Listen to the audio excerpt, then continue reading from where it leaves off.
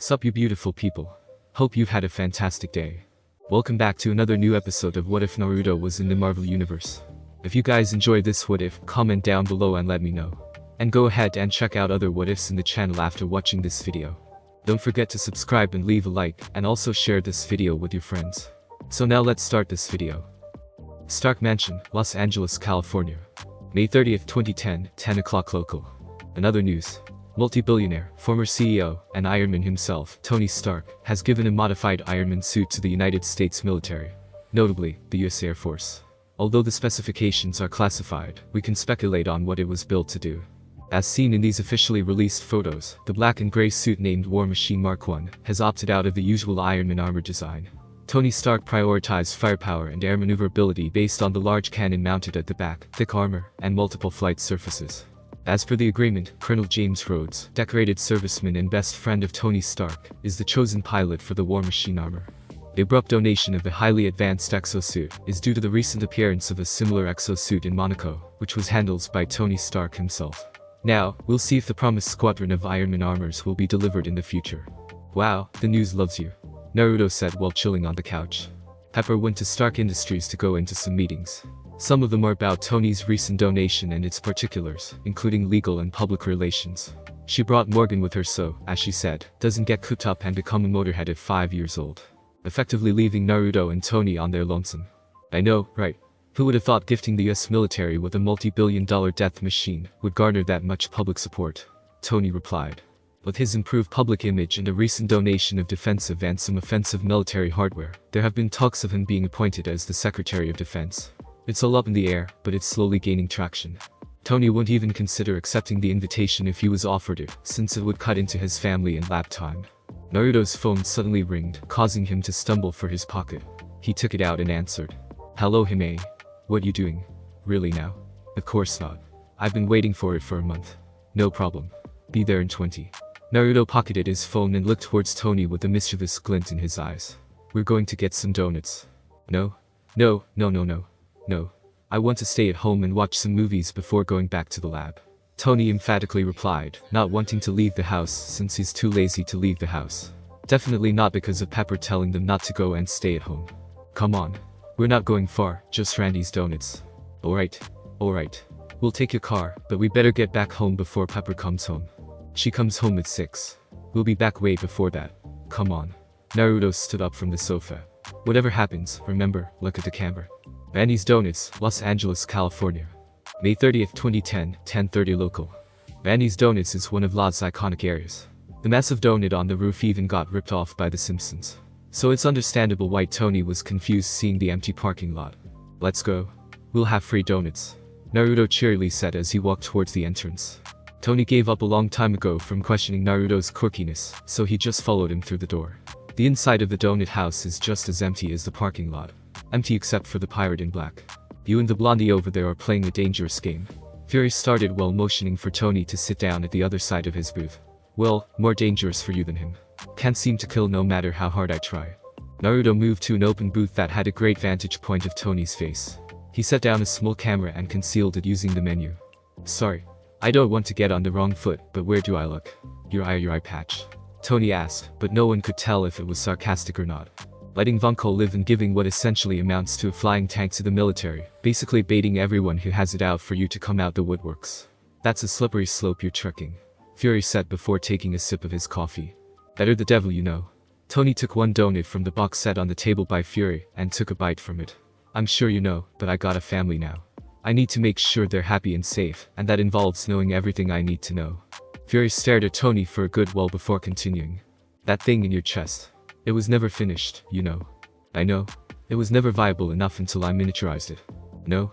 Howard said the arc reactor was the stepping stone to something greater. He was about to kick off an energy race that was gonna dwarf the arms race. He was onto something big, something so big that it was gonna make the nuclear reactor look like a AAA battery. Tony digested everything Fury said. He was thinking to himself that his dad was a lot like him in some ways. You told me I haven't tried everything. What do you mean I haven't tried everything? What haven't I tried? Tony asked, a little miffed about Fury's implication. He said that you were the only person with the means and knowledge to finish what he started. If you're that guy, then you can solve the riddle of your heart. Fury replied.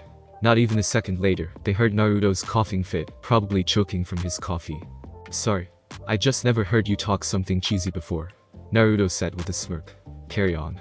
I'm not going to say that my old man is a cold and calculative asshole, since we obviously have different memories of him. Tony leaned back on his chair.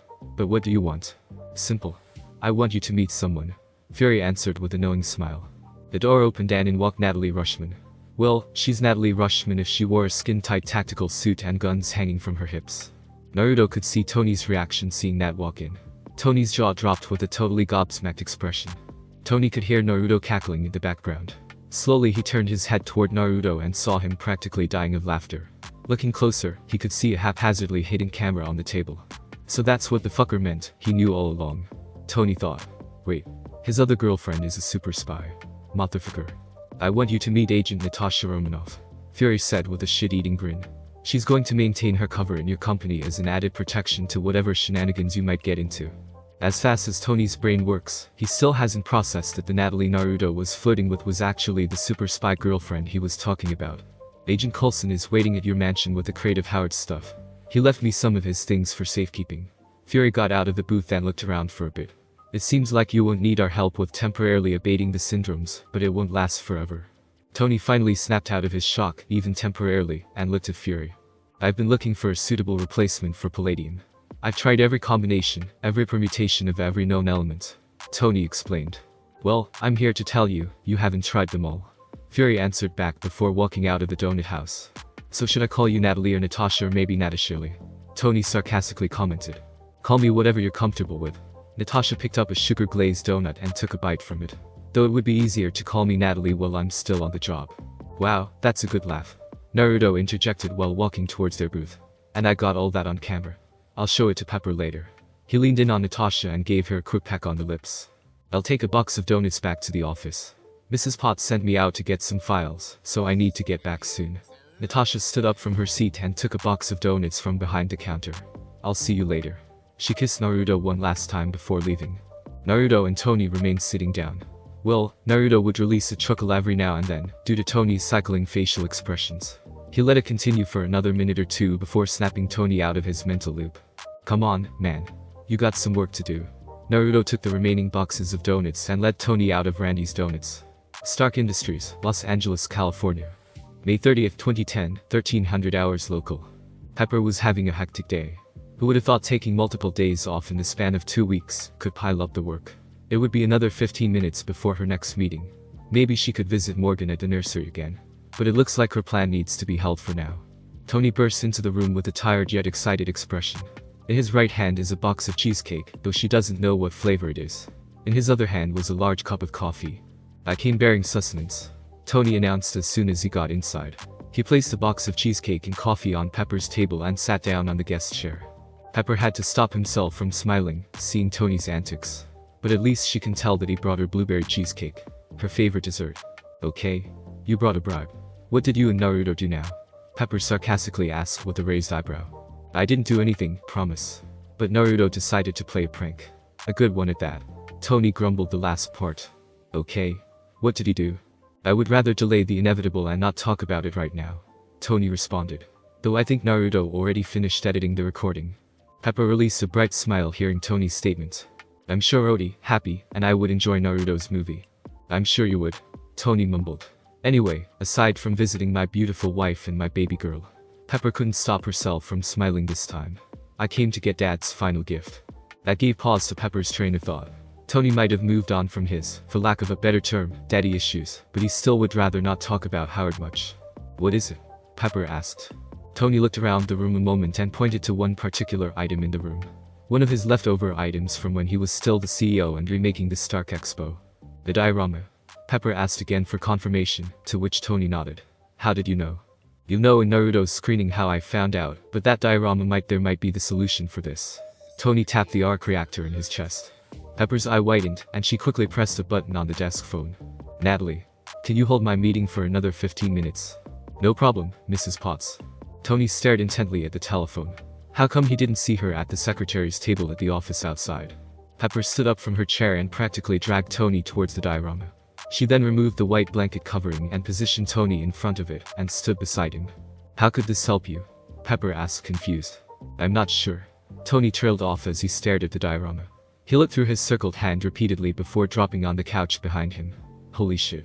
Not everyone is as intelligent as you, so Tony, talk to me, please.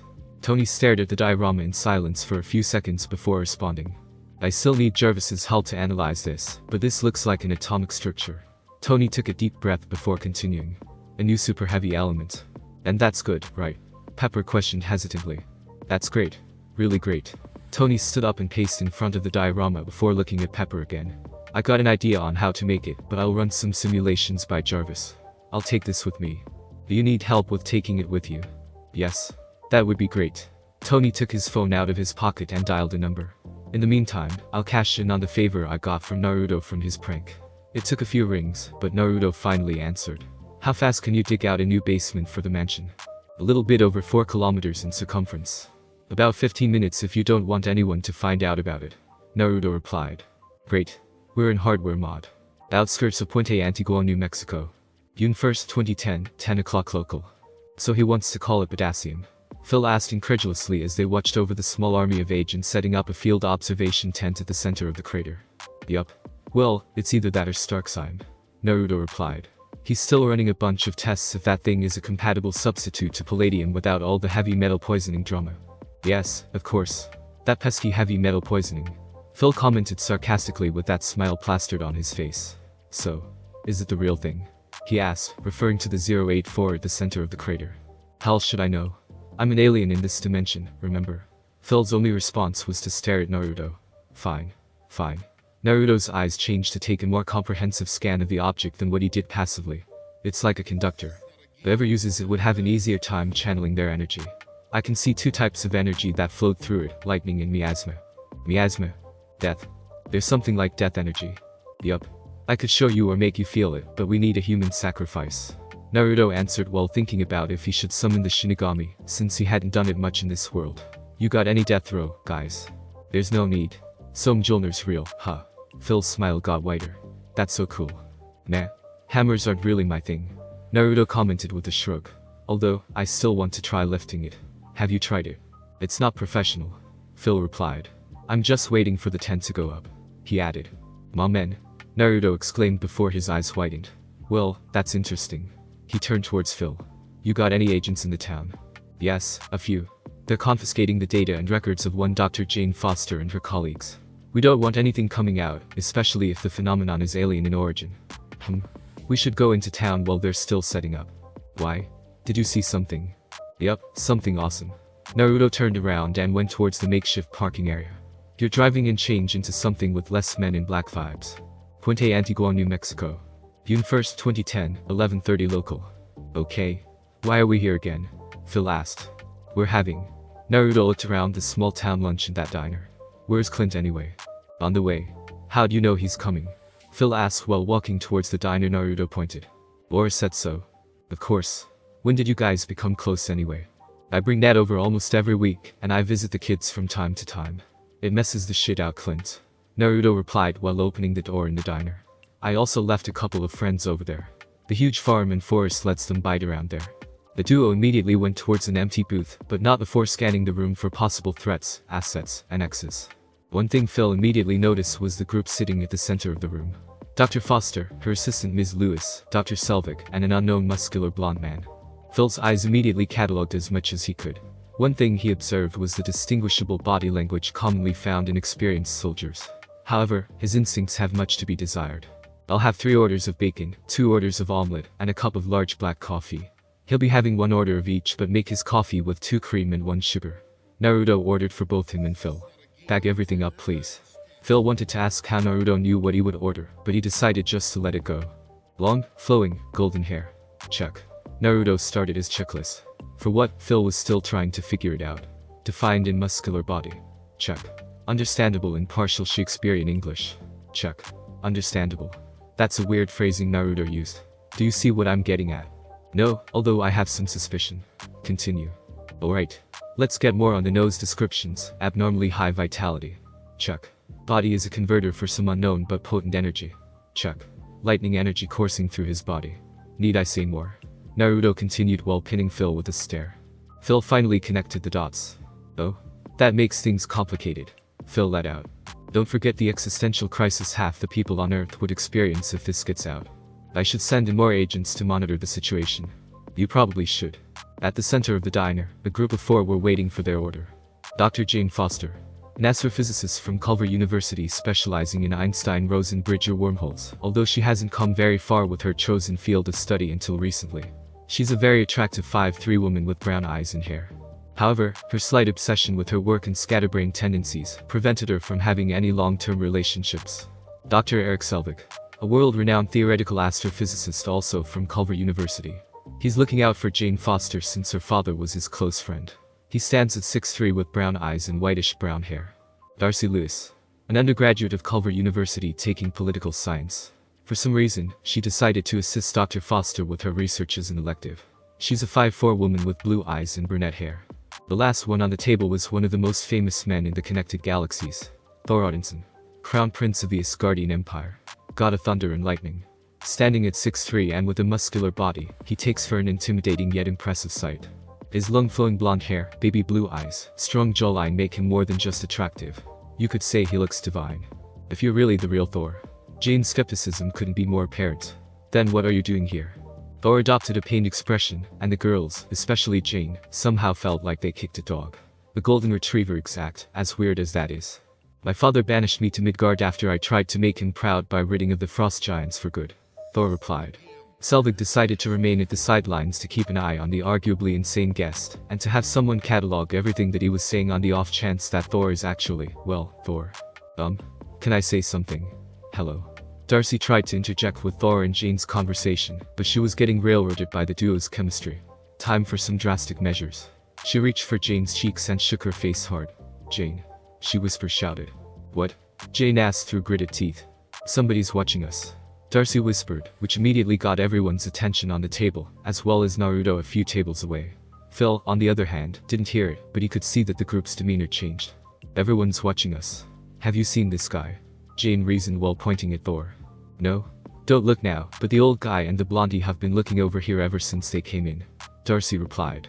Naruto couldn't help but giggle when he heard Darcy describe Phil as the old guy. The blondie's laughing. He must have heard me. How do you know even if it's real? Jane asked. When you need to maintain your position as the queen of the social totem pole from high school to college, like yours truly, you need to develop some skills. Like knowing when a group's talking about you or somebody else or they're staring at you funny. Darcy explained with a shrug. You know the usual. What the hell's happening in high school and colleges these days? Jane commented under her breath. Krista glanced toward the duo Darcy mentioned, and momentarily locked eyes with the old guy. That confirmed Darcy's suspicion in Eric's mind. He was about to suggest for them to leave when the duo walked towards them with the blonde flashing a bright smile. I haven't heard someone call Phil an old guy before, Ms. Lewis. That put everyone on alert. Well, everyone except for Thor. Let me pay for your meal. Naruto pulled out a small bundle of cash and placed it on the table. Have a nice day, Dr. Foster, Dr. Selvig, Ms. Lewis, Your Majesty. Thor flashed a bright smile for meeting someone who finally recognized him, while the rest kept on staring at the duo. Naruto followed Phil out of the diner while laughing his guts out. What the hell was that? That's the universe saying fuck you to SHIELD Academy information gathering courses. Should have just tossed a lot of them to high school. Outskirts of Puente Antiguo, New Mexico. June 1st, 2010, 1500 hours local. The field agents have finally finished setting up the field tent surrounding the hammer. All the equipment was set up and ready to go. All that's left was the go signal from the highest-ranking agent to turn on everything. However, Phil didn't give the order. Instead, he ordered everyone to clear the tent and stay outside until he gave the order otherwise. There were only 2 people left inside, Phil and Naruto. So, Captain America's #1 fan can't lift it. That means I probably can't lift it too. Naruto commented with a shrug. Why don't you just try it? Phil asked. Naruto reached for the hammer and tried to lift it to no avail. See? Nothing. Naruto said before aiming the hammer again. But, I wanna see what's the limit on this thing. Naruto turned off all the seals holding back his body. He never turned off ever since he arrived in this world, so it was quite a novel experience. Step back. I may break this thing, and Fury would hate if you get barbecued by lightning. Phil's sense of preservation seems to be on point, since he didn't even think of arguing with Naruto. Again, Naruto reached for the hammer and tried to lift it from the rock formation. He couldn't confidently say that the Mjolnir was one of the heaviest things he ever tried to lift. Spider fractures were radiating from his feet, so he pumped Earth Nature Chakra to the ground to keep it from buckling. Slowly but surely, Naruto lifted the hammer, causing the rock formation to collapse. Lightning was shooting out of it in every which way. Phil couldn't even see lightning surrounding Naruto. It's like the hammer was doing everything in its power to fight off Naruto. Naruto unceremoniously dropped the hammer after almost a minute of lifting it. Woo, that shit's heavy. 10/10 would use it again for weightlifting, Naruto said while wiping off some imaginary sweat. Phil walked towards Naruto while laying the aftermath of Naruto's weightlifting. Fractures and scorch marks littered the crater. This mess could mess up with the analysis. Oh well, they wouldn't be worth what our techs are getting paid if they complain about this. Phil retrieved a small radio unit from his pocket and pressed on a button. Open the generators and get in. We got some work to do. Outskirts of Puente Antiguo, New Mexico. June 1st, 2010, 1900 hours local. How are the little guys doing? Naruto asked while taking another donut from the box. He's been hanging around in the break room ever since his second favorite person to mess with arrived. And yes, a field tent has a break room. Get over it. First of all, they're not little. The little shits change size. One moment they're the size of a chihuahua. I got no problem with that, and I can admit that some of them are cute. Clint took a shot of his coffee before continuing. But goddamn. I draw the line when they're the size of a polar bear. I should know. When Chaz the ATV I was using in Greenland. Wow, I thought they'll loosen up a bit and grow to the size of your barn or at least an elephant. The trees would cover them. Naruto nonchalantly replied. One of his clones overseeing the base noticed Thor and Dr. Foster entering the base. He decided to wait and see what would happen. Clint's head turned so fast that Naruto thought he might break his neck. You motherfucker. How large do they grow? Clint asked through gritted teeth. The size of a large hill or a small mountain. There's a gray zone. And you let them play around my house like fucking Lion King. Naruto just stared at Clint incredulously. What? Cooper can't sleep without Disney on. Naruto just raised an eyebrow and continued staring at Clint. Fine. I just like Lion King. But that doesn't. He stopped mid-rant when the alarms started blaring. We're not done, Clint added before running towards the armory. Naruto decided to take a leisurely stroll towards the observation deck above the hammer, where Phil should be. He brought a donut and another cup of coffee, just in case Phil would like some. He also ensured that his disguise, which boils down to a suit, black hair, no whiskers, and an ID, was still intact. After some careful dodging of running personnel and a 2-minute walk, he finally reached the observation deck. God damn. Can the guy kick ass? Naruto said when he saw in the feeds, Thor beat down 3 highly trained SHIELD agents. Want some? Offering the coffee and donuts. Phil thought about it for a moment before accepting it. I got my eyes on him. Want me to take the shot? Clint's voice can be heard through the radio. Negative. Don't take the shot. Phil promptly replied. I wanna see what happens. He then placed the radio back on the table. It's either Thor is an exceptionally powerful individual even among his people, or their people are naturally more powerful than humans. Based on the stories compiled by the research department. Yes, SHIELD has a historical research department. A massive one at that. It might be a bit of both. 4 minutes and 28 seconds. That's how long it took for the God of Thunder to reach the crater from the moment he breached the perimeter. It's a good thing Sewell got a flat, or I wouldn't be able to watch this up close. You're saying that like you have nothing to do with it, Phil replied. Naruto stared at Phil before releasing a chuckle. Looks like the prince is ready to use his weapon. Naruto mumbled. All units hold your place, Phil ordered through his radio. Bor slowly walked towards Mjolnir. He's looking at it like it's the important thing in the world, and considering his current predicament, it's quite understandable why he would feel that way. Both Phil and Naruto expected for something to happen when the God of Thunder came into contact with the legendary Mjolnir. Maybe a bolt of lightning, a low rumble from a distance, even a teeny tiny spark. But nothing happened. He couldn't even lift it. Only a copious amount of grunting happened. That's a letdown. Naruto commented right as Thor shouted into the sky, dropped on his knees before dropping to his knees like a defeated man. What a fucking drama queen. Take him down and bring him into interrogation room 1. Phil said into his radio. Outskirts of Puente Antiguo, New Mexico. June 1st, 2010, 1930 local. You made my men, some of the most highly trained professionals in the world, look like a bunch of minimum wage mall cops. That's hurtful. Naruto stood outside the interrogation room, watching through the one-way mirror. He has no idea why Phil is going through this route of interrogation, when he's already 99% positive that the guy in there with him is the literal God of Thunder. In my experience, it takes someone who's received similar training to do what you did to them. Why don't you tell me where you received your training? Pakistan. Chechnya. Afghanistan. Asgard. Thor can't help but look at Phil. Asgard, huh? Don't worry. We'll get the answers out of you. We're good at that. Phil gave Thor one last look before walking out of the room. He saw Naruto still observing Thor. What's the lore behind Mjolnir again? Naruto started. Phil didn't understand why Naruto was asking that, but answered with an abridged version nonetheless. Forged by dwarves at the heart of a dying star. Created for the crown prince of Asgard, Thor. So heavy that only Thor and Odin himself can lift it. Assuming all of that is true, and we have the real Thor, why wouldn't he be able to use it? Even if he was banished and restricted presumably by Odin, why wouldn't Mjolnir be here? Naruto asked one after another. Phil took a moment to digest what Naruto said and thought of what he was trying to get at. It didn't take long for Phil to realize what Naruto was getting at. It's a test, a rite of passage. Phil answered. Naruto would expound on the conversation further, but his activated eyes saw a slight shimmer washed over the room, before a person practically materialized inside, acting like opening the door. Blue eyes, shoulder-length black wavy hair, and wearing a black suit with a green shirt. Naruto quickly realized what was happening. A genjutsu, or rather, an illusion. It's either a shitty one, or his unique constitution made the guy's illusion ineffective. Not Guy, Loki. The fucking god of mischief and illusions. Loki's not even that good at illusions if it doesn't work on Naruto. Even with all the new information, like the King Aka Odin, may be dead, and all this shit has something to do with Jotunheim, not to mention the fact that Loki may have limited instant teleportation capabilities, Naruto remained stoic. Not betraying anything to Phil. It didn't even take Loki 5 minutes to visit his supposed brother. Adopted brother perhaps, since Thor and Loki have different biology altogether. If Thor can be described as a natural conductor for whatever that mysterious energy was, Loki was a poor substitute. And don't forget the ice. The guy was practically made of it. Loki walked out the door while still holding on to his illusion based on everyone's reaction, or rather lack thereof. Only Naruto kept track of the god using his Shinigami eyes. Naruto decided to have one of his few idol clones to follow the god. Loki, just like Thor, slowly approached the hammer. But unlike his brother, he gave note to the disrupted surroundings. Like someone forcefully lifted the hammer and was quite successful based on the position of the hammer. It's quite concerning to have someone strong enough that could overwhelm the All-Father's enchantment. Nevertheless, he needs to know if he's worthy now. Loki calmly reached for the hammer and tried to lift it, but as expected, he couldn't. So, Loki. Loki's eyes slightly widened when he heard someone call his name. There should be none of these insects should be able to see him. Only the high-ranking allied sorcerers or some other exceptions should see through his illusions.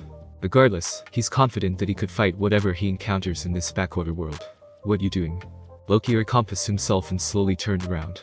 He saw a man wearing a bright orange jacket standing near the edge of the crater. The man looks to be able to use illusions as well, since none of the guards notice him. Greetings. Loki magnanimously replied. You have me at a disadvantage. You know who I am, as you should. But I don't know who you are. Call me Naruto. The man introduced himself haphazardly. Again. What you doing? Trying to lift that hammer there, don't you? Do you even lift, bro? Loki's temper was slowly thinning with each perceived insult. The only thing holding him back was the threat that Heimdall would be able to see him if he made a mess, and that would be detrimental to his plans. I would love to answer the question. Loki started. However, as this is an official business of the Asgardian royal family, I'm afraid I can't answer. Asgardian? That's what you call yourselves. I should have known. Naruto replied. But you're no Asgardian, aren't you? Loki's pale blue eyes turned even darker. How dare you insult me? Loki practically shouted. Green mist started to flow out of him. I am Loki Odinson. God of mischief, chaos, lies, stories, and outcasts. Regent of the Asgardian Empire. It would do you well to give the respect that I am due. Naruto flashed a smile hearing Loki's declaration. He just knew he fucked during his emotional declaration. Regent, huh? Naruto said with a feral grin. That means Odin's still alive. Loki just glared at Naruto. Now the question now is, why would you lie to what I'm assuming is the crown prince? Loki, in one of the few moments in his life, was caught in his lie. Of course, he could talk himself out of the situation he's in with his superior intellect, but that would leave the problem unsolved. And he does not want any possible future complications. But practiced ease, Loki buffed up his illusions and slowly made his way behind Naruto, while leaving an image of himself continuing the conversation. Not a crown prince. Haven't you heard, he was banished. I'm pretty sure that makes all previous positions null and void. Loki's clone replied. The real Loki, on the other hand, was already in a position to strike. So without wasting any more time, he stabbed his dagger straight into Naruto's lower skull into the brain. A nice clean kill. Loki's preferred method. Low effort, high payoff.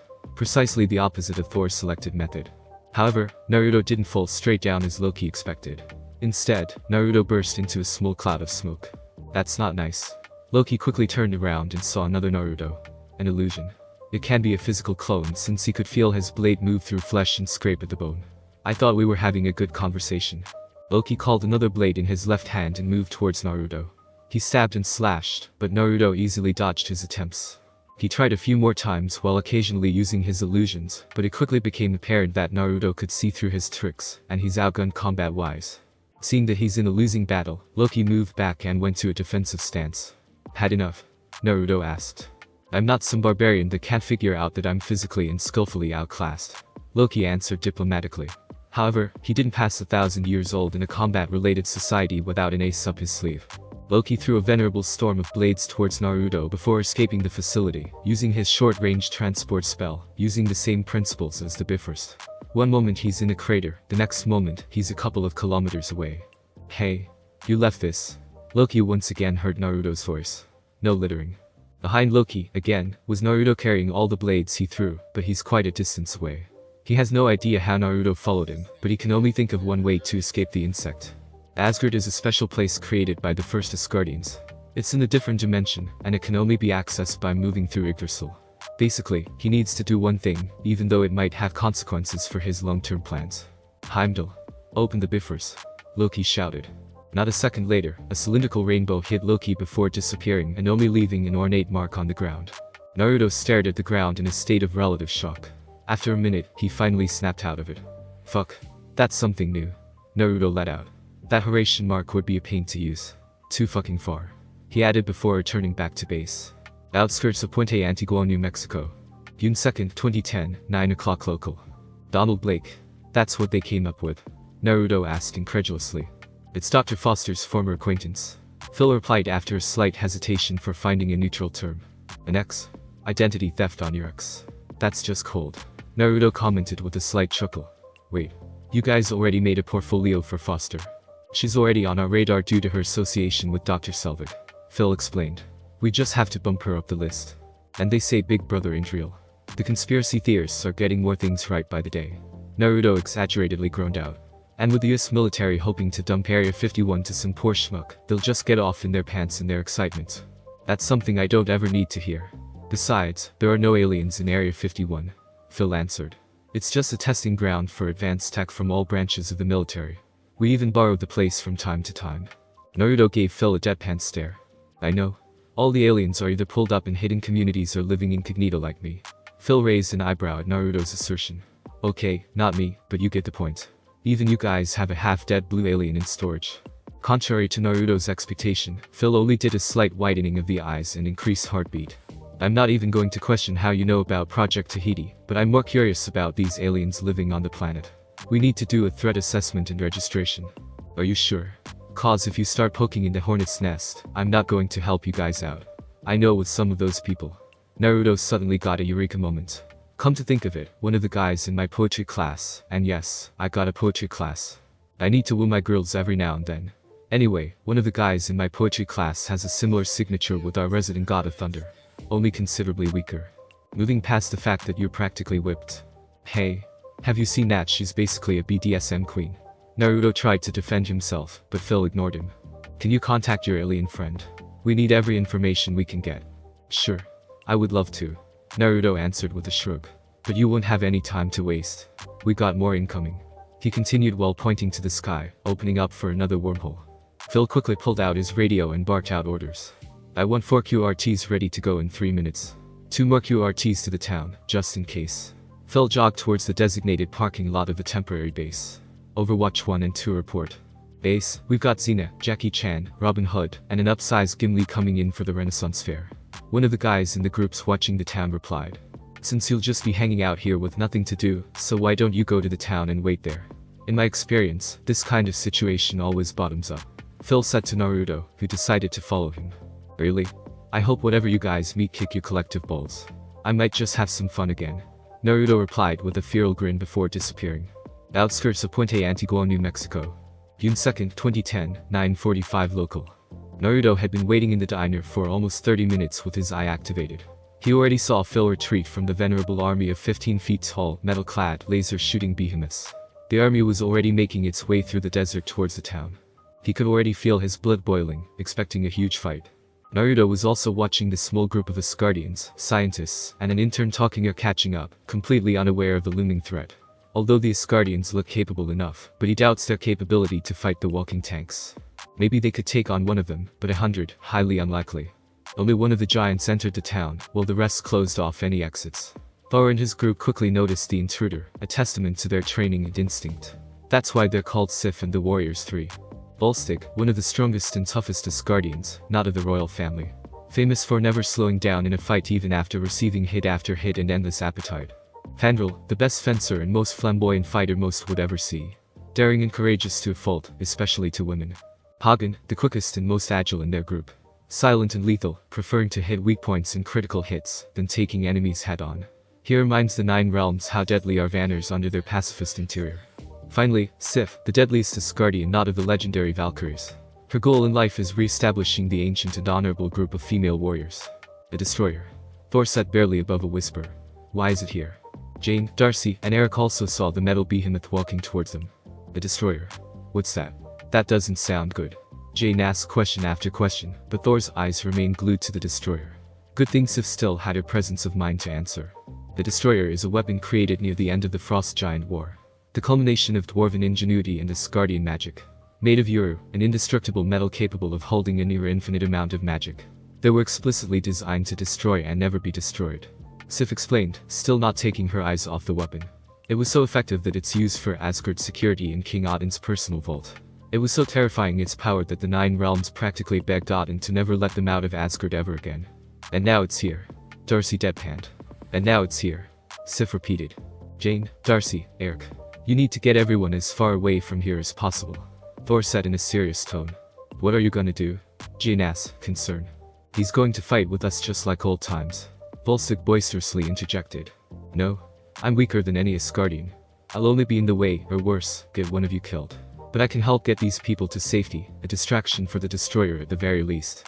Thor countered. Then you'll need some time, said Hagen. And you'll have it. Fandral continued. For Asgard, Sif shouted. For Asgard. The Warriors 3 reciprocated before all of them charged the Destroyer. Volstagg, in an amazing feat of physical characteristics, led the pack in the charge. However, the Destroyer was having none of that. Its faceplate opened up and fired a concentrated beam of fire not unlike a laser. Volstagg got hit dead on, blasting backward toward Fandral. Fandral, for his part, tried to catch Volstagg, but the apparent difference in size did not do them any good, and they just plowed down the road towards a parked car, totaling it. Hagen just jumped over the barreling bull made of his friends, and used both of his maces to hit the back of the Destroyer's leg, but the impact barely phased it. Sif immediately followed up by throwing her elongated spear straight through the Destroyer's chest. Hagen pulled the protruding spear and struck again from behind, effectively pinning the Destroyer to the ground. Even in its vulnerable state, Sif didn't let up with her assault, using her sword to slash and stab the Destroyer's weak points. However, the Destroyer isn't out for the count, not by a long shot. The multiple plated rings making up the Destroyer did a complete 180, changing it from a bent down to a bent up position. In its new position, it can fight more effectively. The Destroyer pulled the spear from its chest and swung it to Sif, who defended using her shield. What she didn't expect was for the Destroyer to use her spear to pierce through her shield as well as her harm. Hagen's quick reflexes saved Sif from further injuries since he pulled her back. Volstagg used his considerable size to tackle the behemoth, hoping to put it down on the ground, but it was able to brace itself. The toe of the Destroyer dug into the asphalt as it was pushed backward by Volstagg. The Destroyer was about to pierce Volstagg's back with the spear when Fandral disarmed it using his sword. Friends, we're going to retreat. The town is empty. Thor shouted towards the group. Empty? How could it be empty? I just saw some a few minutes ago. Sif replied through gritted teeth. Thor approached Hagen and Sif. I don't know. Nevertheless, we must leave.